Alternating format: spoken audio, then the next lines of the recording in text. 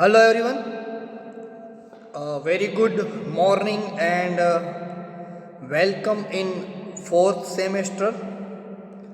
As we know that कि अब हमारा जो नया सेम है फोर्थ सेम, वहाँ पे हम प्रोसीड कर गए हैं और जैसे हम सभी को पता ही है कि हमारा जो सब्जेक्ट है वो है मैन्युफैक्चरिंग इंजीनियरिंग 2। इसके आगे हमने मैन्युफैक्चरिंग इंजीनियरिंग 1 ऑलरेडी पढ़ लिया है, तो इसका मतलब है मशीन की रिगार्डिंग ही ये चैप्टर होगा, राइट। सो पूरा थियरिटिकल है ये, इसमें थियरी ही लिखनी। और जैसे हमने बोला था कि ME1 जहाँ पे डायग्राम्स बहुत ही ज़्यादा इम्पोर्टेंट थे, उसी तरीके से इस सब्जेक्ट में भी डायग्राम ही ड्रॉ करने हैं। तो सब्जेक्ट का नेम है मैन्युफैक्चरिंग इंजीनियरिंग 2, सब्जेक्ट कोड है 3341901, राइट। और आज हमारा जो फर्स्ट लेक्चर है वो है इंट्रोडक्शन, मतलब कि सिलेबस क्या है एंड कौन कौन से टॉपिक हम पूरे सब्जेक्ट में पढ़ेंगे वो, राइट।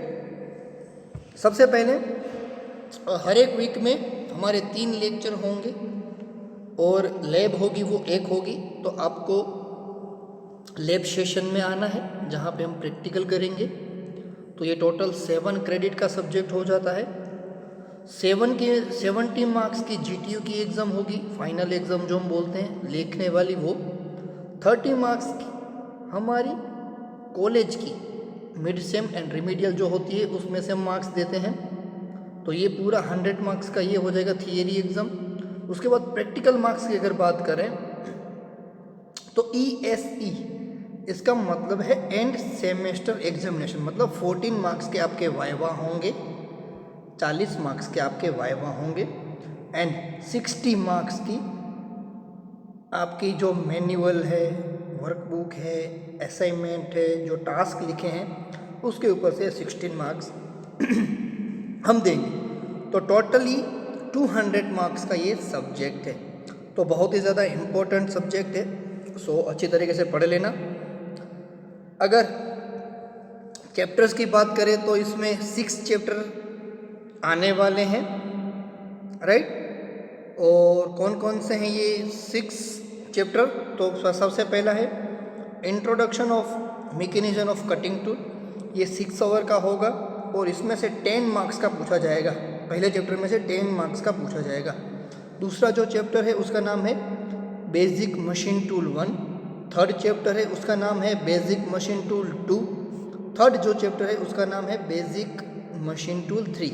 ये तीनों ही एक में, सेकंड जो चैप्टर है वो 16 मार्क्स का, मतलब 16 मार्क्स का। थर्ड चैप्टर है वो 14 मार्क्स का एंड जो फोर्थ है वो 10 मार्क्स का। मतलब फर्स्ट एंड फोर्थ जो है वो 10 मार्क्स के होंगे। 2 एंड 3 16 एंड 40 दोनों 30 मार्क्स का होगा, 30 मार्क्स का। तो ये दोनों के ऊपर हमको ध्यान रखना है। उसके बाद cutting tools and holder, fifth chapter है वो 14 मार्क्स का है, तो इसमें भी हमको अच्छे तरीके से पढ़ना है। और लास्ट है ऑटोमेट्स, ये 6 मार्क्स का ही है, राइट। तो इस तरीके से टोटल 70 मार्क्स का हमारा सब्जेक्ट हो जाता है। अब हर एक चैप्टर में क्या क्या आता है वो एक बार देख लेते हैं। पहला जो हमारा चैप्टर है introduction and mechanism of cutting, मतलब यहाँ पे जो कोई मटेरियल है उसको हम कट कैसे करते हैं, कौन से मशीन से करते हैं, कौन सी मेथड से करते हैं, वो सारी ही प्रोसेस हमारी इंट्रोडक्शन में आएगी। जैसे कि need, scope and importance of manufacturing process, क्या ज़रूरत है मैन्युफैक्चरिंग प्रोसेस की, उसमें मशीनिंग क्या है, कटिंग प्रोसेस क्या है, उसकी ज़रूरत क्या है। नीड ऑफ एटीट्यूड, नॉलेज, क्यों मशीन की नॉलेज हमको ज़रूरी है, क्यों मशीन सीखना हमारे लिए ज़रूरी है, उसकी नीड। फिर difference between forming and gear generation, right, जो ऑलरेडी हमने फर्स्ट मतलब थर्ड सेम में कर ली है, forming process and generating process.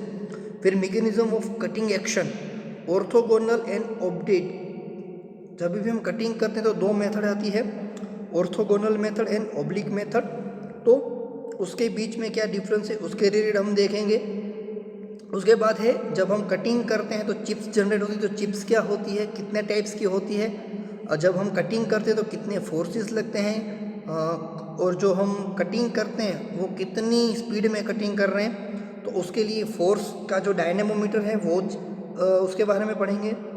फिर 3-4 डेफिनेशन है, जैसे कि cutting speed, feed, depth of cut, वो क्या है। फर्स्ट चैप्टर में से जो मैंने बोला था कि क्वेश्चन पूछे जाते तो ये 3 डेफिनेशन तो होगी होगी और होगी। फर्स्ट है cutting speed, feed and depth of cut. उसके बाद है cutting fluid, basic need. Cutting जब हम करते हैं तो कोई फ्लूइड यूज़ करते हैं, ल्यूब्रिकेंट यूज़ करते हैं, तो वो कितने टाइप का होता है, क्या उसकी एप्लीकेशन है, क्या उसकी प्रॉपर्टी है, क्या उसकी ज़रूरत है, वो उसके बारे में। उसके बाद सरफेस फिनिशिंग, कटिंग करने के बाद फिनिशिंग करने की ज़रूरत क्या है, तो इतनी चीज़ें हम फर्स्ट चैप्टर में देखने वाले हैं। उसके बाद है बेसिक मशीन टूल्स, राइट, मतलब सेकंड चैप्टर। तो इसमें क्या होगा, बेसिक मशीन टूल क्या कहते हैं, डेफिनेशन क्या होती है, मूवमेंट, कटिंग जब करते हैं तो कौन सी मूवमेंट उसके अंदर होती है, जॉब आप बनाते हो मतलब जो प्रोडक्ट बनाते हो वो कैसे वर्क करता है, कौन सी मेथड से आप वर्क पीस को पकड़ते हो, कौन से ऑपरेशन होते हैं, कौन से मशीन होते हैं। तो उसमें पहला मशीन है वो है लेथ मशीन। तो लेथ मशीन कितने टाइप के होते हैं उसके बारे में हम पढ़ेंगे। वर्किंग प्रिंसिपल क्या है लेथ मशीन का, वो भी हम देखेंगे। उसके बाद all gear head stock centre lathe, इसमें एक all gear head stock centre lathe machine आता है, उसका कंस्ट्रक्शन क्या है, उसके मैकेनिज्म क्या है, उसकी ड्राइंग हमको बनानी है अच्छी तरीके से, उसके स्पेसिफिकेशन लिखने हैं, उसके ऊपर कौन से ऑपरेशन हम कर सकते हैं, कौन सी चीज़ें हम कौन सा शेप ले सकते हैं, वो हमको पढ़ाना है। फिर वर्क होल्डिंग डिवाइस, 3 जो चक, 4 जो चक, फेस प्लेट, मतलब जब भी हम जॉब के ऊपर वर्क करते हैं तो चक यूज़ होते हैं उसको पकड़ने के लिए, तो वो क्या है उसके बारे में हम पढ़ेंगे। उसके बाद लेथ जो स्क्रू है वो मैकेनिज्म कैसे करता है, फीड कैसे देता है वो। फिर MRR मटेरियल रिमूवल रेट, ये भी एक डेफिनेशन है जो पूछी जाती है, तो उसका कंसेप्ट क्या है वो कैसे कैलकुलेट किया जाता है उसके रिगार्डिंग है। उसके बाद सेकंड मशीन है ड्रिलिंग मशीन, पहले था लेथ मशीन, उसके बाद अब चालू होगा ड्रिलिंग मशीन। तो ड्रिलिंग मशीन के कितने टाइप्स होते हैं, उसका वर्किंग प्रिंसिपल क्या है, रेडियल ड्रिलिंग मशीन कौन सा है, उसका कंस्ट्रक्शन क्या है, काइनेमेटिक क्या है मतलब स्पीड क्या है, फीड क्या होती है, उसकी स्पेसिफिकेशन, उसको वर्क होल्डिंग डिवाइस, उसके ऑपरेशन कौन से ऑपरेशन हो सकते हैं वो। तो इतना हमको पढ़ना है जनरली ड्रिलिंग मशीन में। उसके बाद जो थर्ड चैप्टर है वो है मिलिंग मशीन के ऊपर। तो सबसे पहला है थर्ड चैप्टर में है basic machine tool two, part 2 machine 2। तो इसमें मिलिंग मशीन के बारे में होगा, सेम वही कितने टाइप्स के मिलिंग मशीन होते हैं, उसका वर्किंग प्रिंसिपल क्या है, ब्लॉक डायग्राम ड्रॉ करके हमको एक्सप्लेन करना है। उसके बाद प्लेन हॉरिजॉन्टल मिलिंग मशीन, उसका कंस्ट्रक्शन, उसकी मीराई, उसकी स्केच, उसका कंस्ट्रक्शन, उसकी डिटेल, उसकी स्पेसिफिकेशन, उसके ऑपरेशन, जो लास्ट चैप्टर में मैंने देखा था ड्रिलिंग एंड लेथ मशीन के बाद उसी तरीके से इसके भी टाइप्स स्केच और ड्रॉ करनी है। फिर अप मिलिंग डाउन मिलिंग क्या है, उसके दोनों के बीच में डिफरेंस क्या है, उसका कंसेप्ट क्या है, एडवांटेजेस क्या है, डिसएडवांटेजेस क्या है, वो पढ़ेंगे।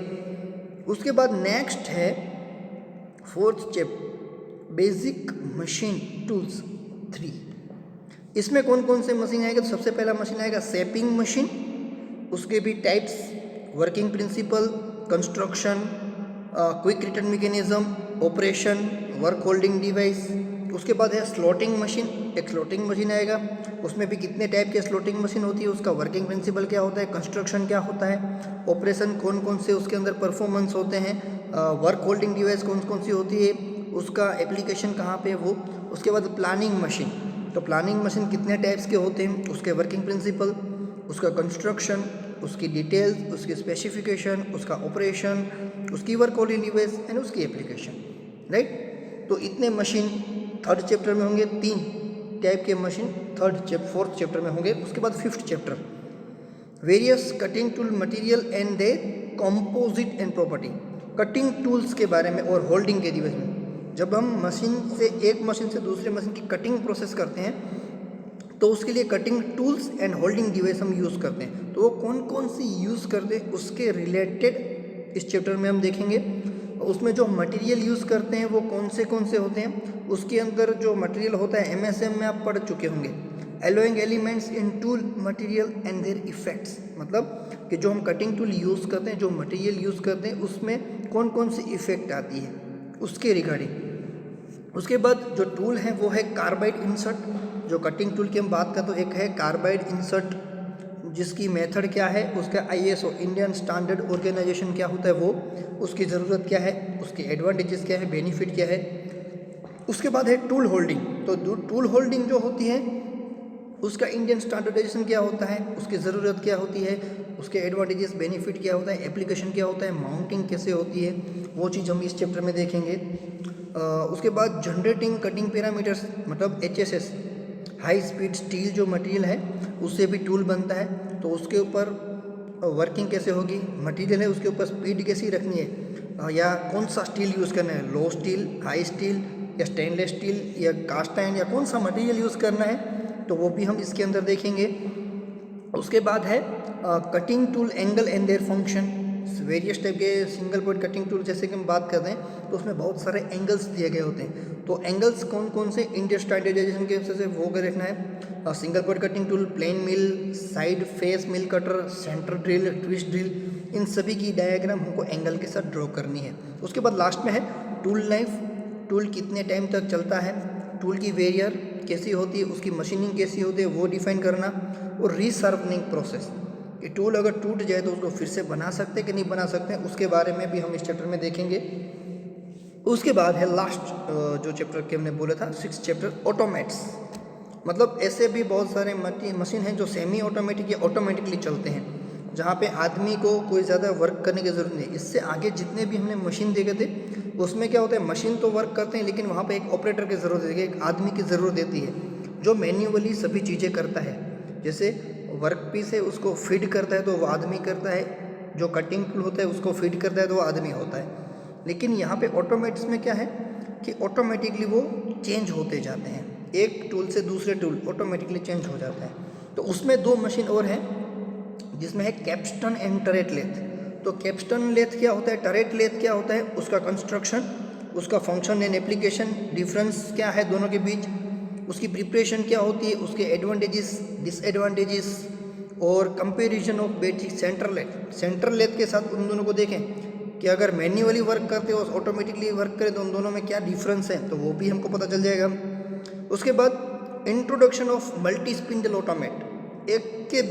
एक मशीन में क्या होता है, एक स्पिंडल होता है, लेकिन बहुत सारे मशीन ऐसे हैं जिसमें एक से ज़्यादा स्पिंडल्स होते हैं। तो वो स्पिंडल किस तरीके से वर्क करते हैं उसके बारे में, मतलब मल्टी स्पिंडल के बारे में भी है, राइट। सो आई होप आपको समझ में आ गया होगा। और आज के लिए कोई टास्क नहीं है, सिर्फ जितना सिलेबस हमने आज देखा वो एक बार रिपीट कर लेना और बुक अच्छी तरीके से लेना।